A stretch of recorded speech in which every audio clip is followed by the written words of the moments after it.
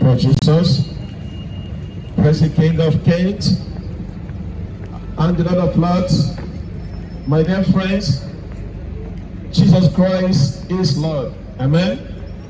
We're here today to preach to you the word of Jesus Christ. Hoping that some of you will give your life to Jesus Christ today. Today's message is, I am the Son of God. I am the Son of God. That's the message today. Now the Bible is the word of God. Jesus Christ is the word of God. The Bible says in 1 John, in John chapter 1 verse 1, in the beginning was the Word, and the Word was with God, and the Word was God. So Jesus Christ is God. From the beginning, in verse 3, it says that all things were made through him, and without him was nothing, anything that was made. So Jesus Christ made it all. Jesus Christ made everything that you are seeing today. Jesus Christ is God. He is the creator, he is the life, and he is the light of the world. In verse 11, the Bible said that he came to his own. His own people did not receive him. How sad is that? Many of you today don't receive Jesus Christ. How sad is that you refuse to receive Jesus Christ as your Lord? He came to his own people, and those we already been choosing through Abraham. Do you know what happened? They rejected him. They refused to accept Jesus Christ. And now the Bible says in John chapter 1 verse 12 to 13, he said, but as many have received him. Who is that? The Word. Jesus Christ is the Word. As many have received him, and to them he gave him the power to become the sons of God, even to them that believe. So, God bless his friend. So it is based on believing. That's what salvation is. Have you believed in him?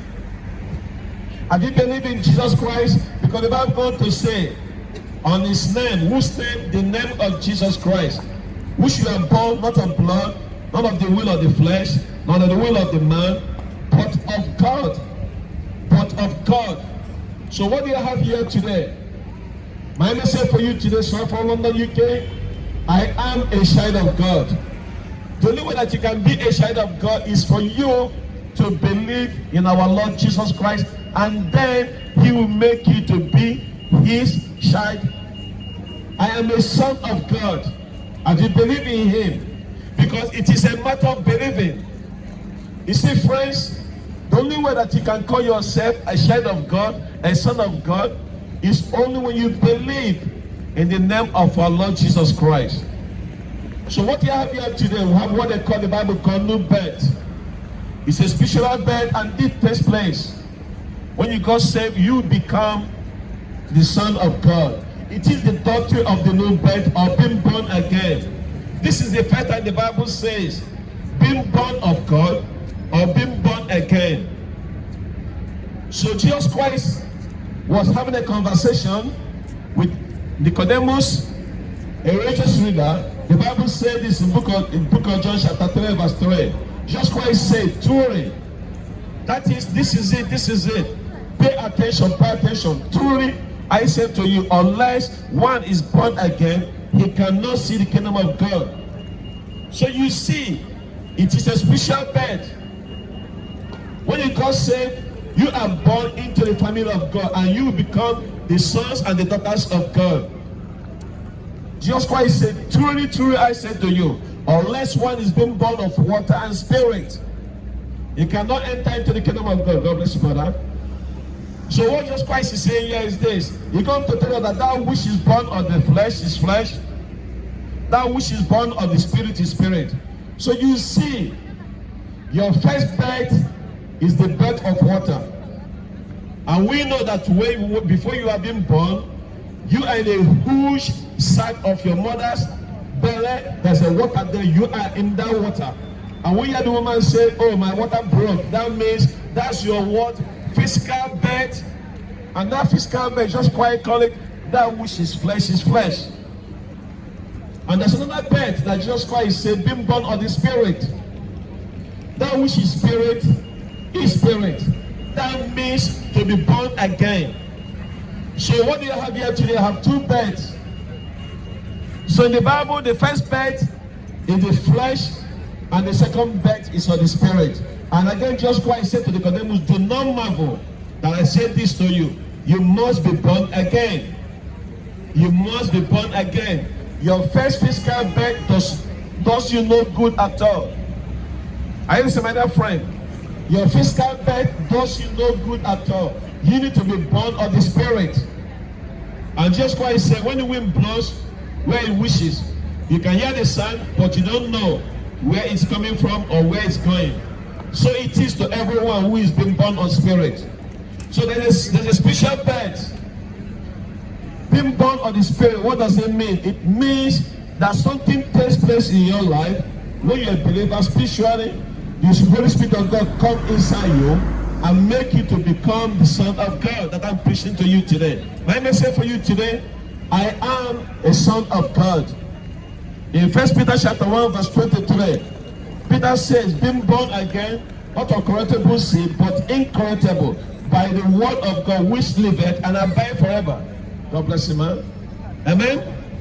So you're going to say, it is being born of the seed. So there must be a seed that needs to sow into your heart today. And that seed is the word of God I'm preaching to you today. It's through the seed, through that seed, we become the sons and the daughters of God. So what is the seed? When Apostle Paul says, Apostle Peter says, it is incorruptible seed, which is the word of God that liveth and abideth forever. So you see, we are being born again through the living and abiding word of God. Forever. When you born into this family, you are born into the family of God forever. One saved, one born once, has been born always forever.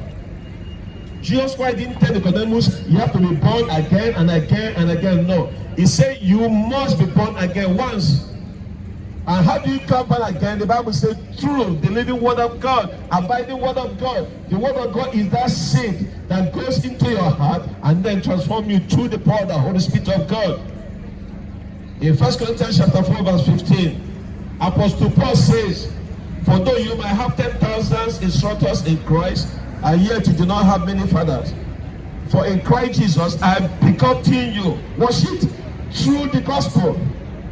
So it is the gospel. It is the gospel that makes us the Son of God. It is the gospel that makes you to be born again. Through the word of God, through the gospel that you have been begotten. When you believe the gospel. The question here is this: what is the gospel? When the Bible says in 1 Corinthians chapter 15 verse 3, Apostle Paul says, for I deliver to you, but I can also deliver the same thing to you today. For I deliver to you as the first importance what also received, that Jesus Christ died for our sins in accordance with the scriptures, that he was buried, that he was risen again on the third day in accordance with the scriptures. It is the gospel that you have been begotten. It is through the gospel that you have been born again. The question, have you believed the gospel? Have you believed? Because when you believe the gospel, the Bible says you are born into the family of God. Through the gospel you have been saved. Without hearing the gospel, you can never be saved. So you have to hear the gospel. When you hear the gospel, you have to understand the gospel, and then you have to believe the gospel. It doesn't no good whatsoever for hearing the word of God and then you do not believe in it. What do you have to believe? You have to believe that Jesus Christ died. And how did he die? The Bible says he became a sacrificial lamb for us on the cross of Calvary. The just, the righteous died for the unrighteous, and for the unjust Jesus Christ sacrificed his life for us on that altar of Calvary. So it's through believing the gospel and receiving that blood atonement for all our sin that Christ died, shed his blood. The gospel is the death, burial, and resurrection of our Lord Jesus Christ. So it's important that you understand this message. And you can say through hearing the word of God. That's why God said, by receiving the gospel, by believing the gospel. The Bible says in Ephesians chapter 1 verse 13, in him, that Jesus Christ, he also trusted after you have heard the word of the truth. Remember, that's only way that you can be born again, through the word of the truth, through the word of God, through the gospel. That's your salvation right there.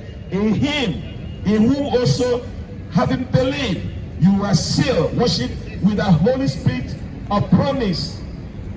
So God has promised us that He's going to seal us with His Holy Spirit once you believe the gospel. If you receive the gospel today into your heart, the Bible says that God will send His Holy Spirit and He will seal you.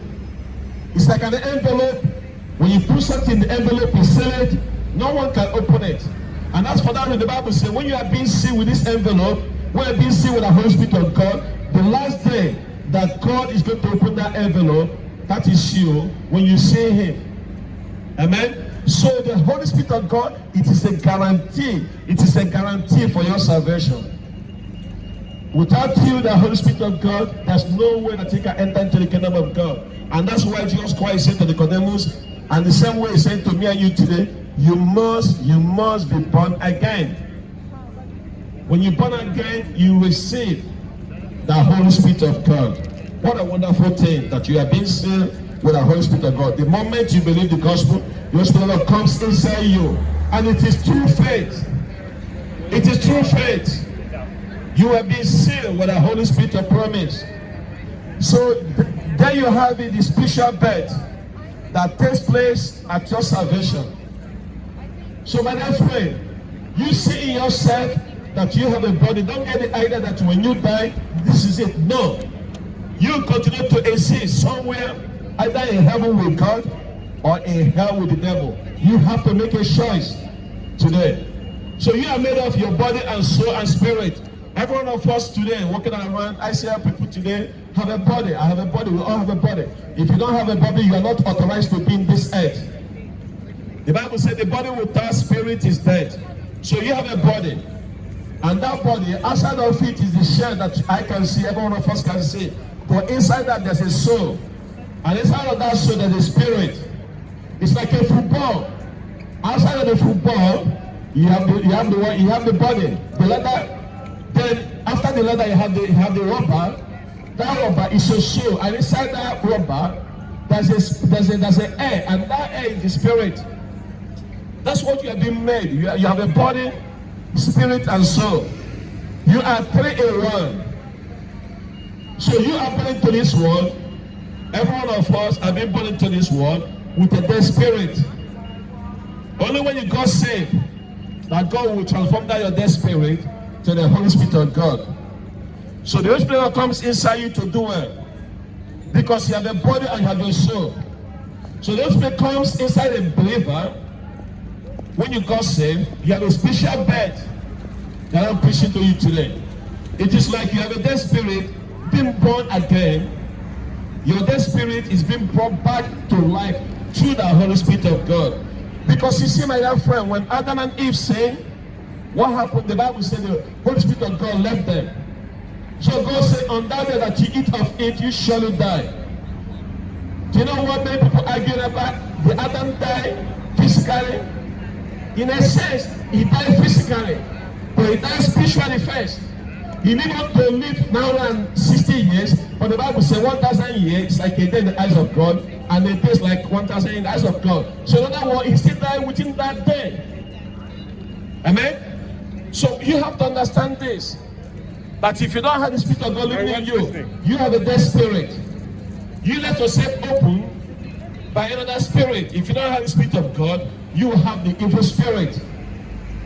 And many people today, they are dead spiritually, their spirit is dead. Everyone else being born into this world have a dead spirit. And that's why you need the Holy Spirit of God. The Bible said that the Spirit of God are quickened. That means to bring us back to life. And this happens only when you got saved. The Holy Spirit of God will come inside you. That's what the Bible calls a new creation. A new creation. The Bible says in 2 Corinthians chapter 5 verse 17, therefore, if anyone is in Christ Jesus, he is a new creation. The old things have passed away. Behold, the new has come. So you become a new creation because you have been born again. There's a spirit birth that takes place inside you.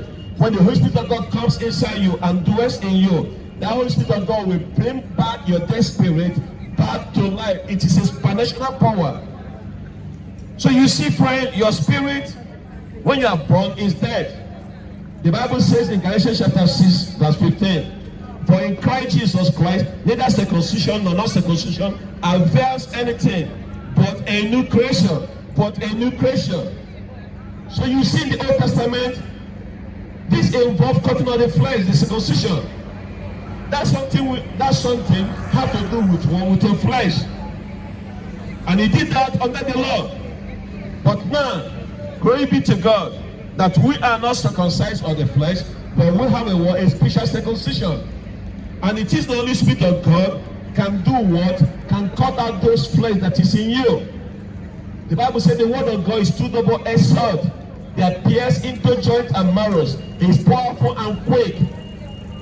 The word of God will come inside you and do operation and begin to divide, begin to conquer the thought of your heart, begin to conquer anything that is the flesh in you. So then you have what?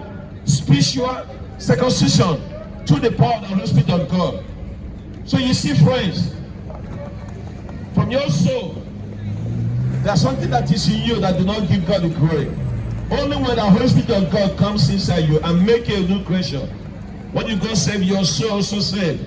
And within that soul, the Holy Spirit of God, you have been sealed. He cannot just live. He doesn't come and check out by 12 noon like a hotel. The Holy Spirit of God comes to stay. So you see, my dear friend, what you have here today, the problem is the body. The body is not born again.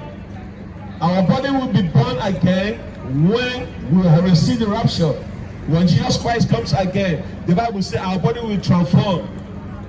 Until then, the body is not being glorified. And so the Bible says in Colossians chapter 2, verse 11, in him, speaking of Jesus Christ, you were circumcised with the circumcision made with our hands, by putting off the body of the sins of the flesh by circumcision of what? Christ. So he said putting off the body of the sin of the flesh. So the Bible is saying that the moment you are saved, the Holy Spirit of God comes inside you. It is like God taking a special knife. God begin to cut that flesh from the soul. It is a spiritual circumcision. That when God comes inside you, the Holy Spirit of God comes to dwell in your soul. The Bible says you become a new creation. So friend, when you sin, that sin has been done in the body. But your soul has been forgiven of the sins if you're a Christian, because now you have become a new creation. You cannot go to hell. If you are saved, because the Holy Spirit of God will not go to hell. Because the Holy Spirit of God living in you. And if the Holy Spirit of God living in you, you are saved. Once saved, being born again is always saved. Amen? Because it is a new creation. The Holy Spirit of God has been sealed inside you. It is a new creation. It is the new birth. In a sense, the Spirit of God is born anew. Because now God dwells in your spirit, and he dwells in there with your soul. And the Bible says the body is reckoned toward to death. Romans chapter 8 verse 9 says, you have, however, are not in the flesh, but in the spirit. In fact, the Spirit of God dwells in you. Anyone who does not have the Spirit of Christ, worship, does not belong to him. That's it. If you don't have the Spirit of God, you do not belong to God. And for that reason, the Bible says in Colossians chapter 2 verse 12, buried with him in baptism. That's a spiritual baptism that needs to take place. Buried with him in baptism, when also ye risen with him, and through faith of the operation of God, who have risen him from death. So you see, God does operation in you. When you receive the message of the gospel, when you got saved, he cut out your soul away, and he makes a spiritual circumcision and makes you a new creation inside you. And he said it is through faith. Faith, that's what it takes. Faith. Faith in who? Faith in our Lord Jesus Christ.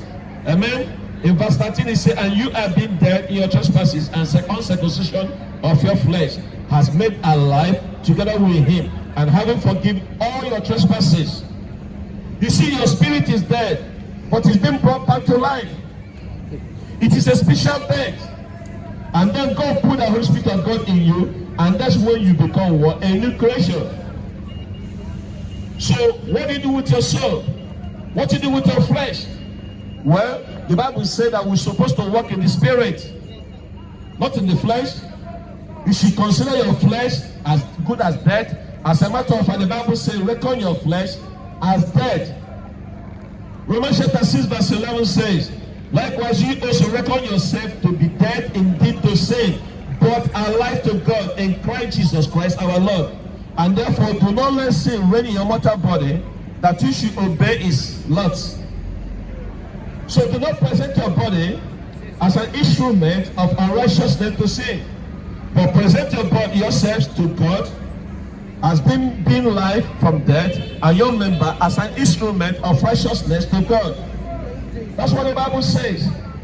And Romans chapter 8 verse 13 it says, for if you live according to the flesh, you will die. Do you hear that? If you live according to your flesh, you will die. But if you live by the Spirit, you put to death the deeds of the body, you will live. So these are the things you have to consider today, my dear friend. The Bible says, if you live according to your flesh, you will die. But if you live according to the Spirit, you will live. I choose to live, my dear friend. And that's why I choose God. And when I choose God, give me the Holy Spirit of God. For as many as been led by the Spirit of God, worship, these are the sons of God. So there's an adoption that takes place when you receive Jesus Christ as servant and personal servant. Because verse 15 is said, for you did not receive the spirit of bondage again to fear, but you have received the spirit of adoption, by whom we cry outward, Abba, Father. Abba, Father means daddy, Father. Amen? So the Spirit inside bears witness with our spirit that we are the children of God. Children have been born of God spiritually. So God born us spiritually. God called us sons of God and daughters of God when we give our life to Jesus Christ. That's what takes place when you got saved. There's a special bed that takes place. For that reason, the Bible says in Colossians chapter 3 verse 5, put to death therefore what is earthly in you. The question is this, what is earthly in you? When the Bible says the number one in the first place, sexual immorality, impurity, passion, evil desire, covetousness, which is adultery. So you're supposed to reckon your flesh to death. Crucify your flesh, mortify your flesh. When you got saved, you should put your flesh to death. Listen to what Apostle Paul says, speaking to those who are just got saved. Ephesians chapter 2 verse 1. And you were dead in trespasses and sin. So you see, your spirit is dead. You live in a body that is alive, but your spirit is dead. But if your spirit is dead, if you are saved, then you are dead to your trespasses and sin. Verse 2, in which you once walked, following the course of this world, following the prince of the power of the air, the spirit that is now at work in the sons of disobedience, among whom we also once lived. He's speaking to the Christians who used to live in the flesh. Among you also once lived in passions of our flesh, carrying the desires of the body and mind, and were by nature the children of wrath, like the rest of all mankind, like every one of us here today. Before I got saved, I used to live in the flesh. I do what the flesh wants. I just obey my flesh. But the Bible says when you got saved, you control your flesh. The Bible says you bring all those evil thoughts to submission to the obedience to Christ. So my dear friend, you have a body, and that body have a soul. And you also have the Spirit of God that is in you when you give your life to Jesus Christ. So in other words, God take charge of your soul. He holds that soul responsible. You see, for that sin that is done in that body, it is like a stain. That's what stain is. Have you ever put a white cloth and then there's a stain on that white cloth? That's what sin is. That's what sin is. And God look at your sin as black as stain on your soul. And for that reason, God does not want that dirty, that gross, that sin, like a stain that stain your soul. He sees you as a dead, even when you are living. Like I say, you are living a life body, but your spirit is dead if you are not born again. And so, if you do evil in your body, it's charged to your soul. And that's why the Bible said, the soul that sinneth shall die. It shall die. But when you got saved, there's a new birth that takes place in your life. The Holy Spirit of God comes inside your soul. And you know what? That soul belongs to God now. And God make you a new creation. And God separate you from your flesh, from your body. And yes, the body can sin, but it does not no longer sin being done in the soul anymore. Because still your body is not sinless, but God charged that sin that you do in your body to your soul. If you are not born again, if you are born again, that soul has been forgiven. Totally, completely forgiven. By what? By the blood of Jesus Christ. So when God looked down from heaven to see us, He's looking to see every one of us. Do you have the precious blood of our Lord God covering your soul, covering your life, covering your spirit? If you don't have it, God sees you as a wicked person. And the wrath of God is in you. The Bible says the wages of sin is death. The soul who sinneth will surely die. But the gift of life that is in Christ Jesus Christ is through Him. What He has done for us on that cross of Calvary. So as a believer, you have a new creation in you. You've been washed away by the blood of Jesus Christ. Now it doesn't belong to yourself, it belongs to God. And God says, this one is my son. And He can call you today the Son of God. I am a son of God. That's the message today. Amen. A lost person have a dead spirit, living in a body, but unfortunately, your spirit is dead. And that's why that spirit can get into anything. The demonic spirit can get in there. That's what happened to the life of the dead spirit. But you live in your body, but you are spiritually dead. It's like a zombie.